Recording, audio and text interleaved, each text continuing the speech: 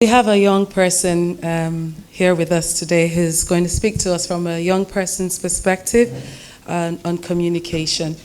We have Miss Brienze Lawrence with us.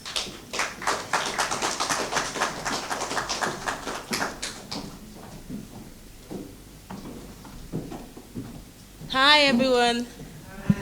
I feel special as a young person that everybody's left what they're doing at home, sitting them around here to make sure they try and get solution for some of the problems we're having. So I'm going to be having conversations. We're going to be communicating rather than me talking to you guys, but we'll see. Because from a young person's perspective, every young person wants to be listened to. We want to be sure that we're being heard. So if I know that every parent are always busy, because you're busy, you want to drive them to school, you want to do all of these things, and you want the best for them. So there's always that, I want the best for you. And half the time we intend to miss that. What does this young person really want? So we are able to guide them. So for me, an example of that for me would be when I was younger than this, when I was a teenager, I remembered everybody wanted, my foster parents and everybody had an idea of what was good for me. Everybody wanted me to do certain things, go to school, do it this way, do it that way. But I wanted something else. So being older now, I understand that they wanted the best for me at the time, but that wasn't really what I wanted at that time. I wanted to at least be heard. Can I tell you what I genuinely want? So because I wasn't subconsciously, I wasn't being allowed to communicate that, I always just went, yeah, it's fine. They have a meeting with you, this is what you have to do, this is how this is going to go, and I just go, yep. But I wasn't really listening. I didn't, none of it. It was literally going in from here and coming out from there.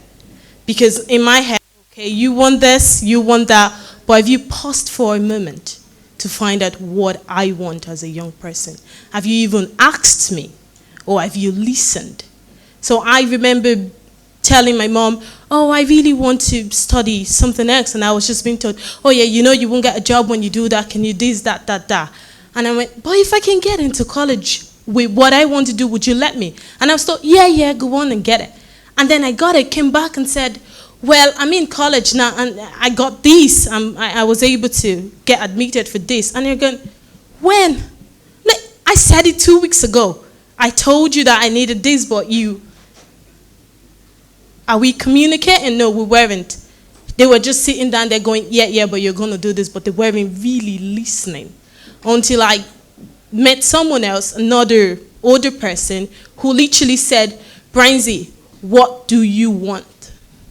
And in that moment, the first thing that hit me was, yeah, there's someone that cares about what I want. There's someone who genuinely wants to know what I want. And after communicating with that person to say, okay, here is what I want. Okay, let me help you on how to get there. That in itself was a turning point for me, because for me, it was the one time I got to prove myself because I have been heard. Someone has listened. Someone has taken a pause and say, what do you want? So it's really vital. In as much as we want the best for our children, it's very, very vital for us to take a step back and start to ask ourselves, are we listening to them when they're talking to us?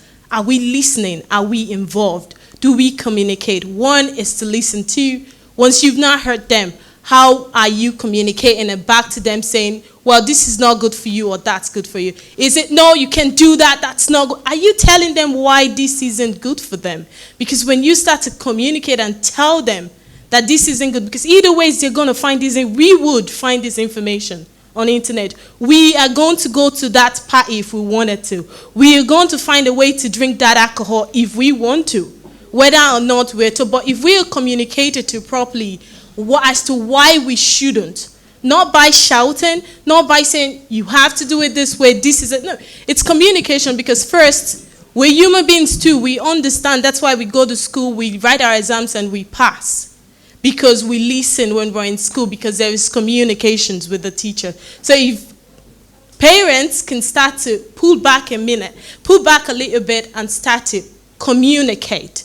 You want this, why do you want this? At least give the young person the chance to say, this is why they want this. Another thing that happens is, as parents, when we hear that, oh, that other kid isn't good, there's that, don't you dare move with that person. Half the time, it's us that's not good, it's not that person.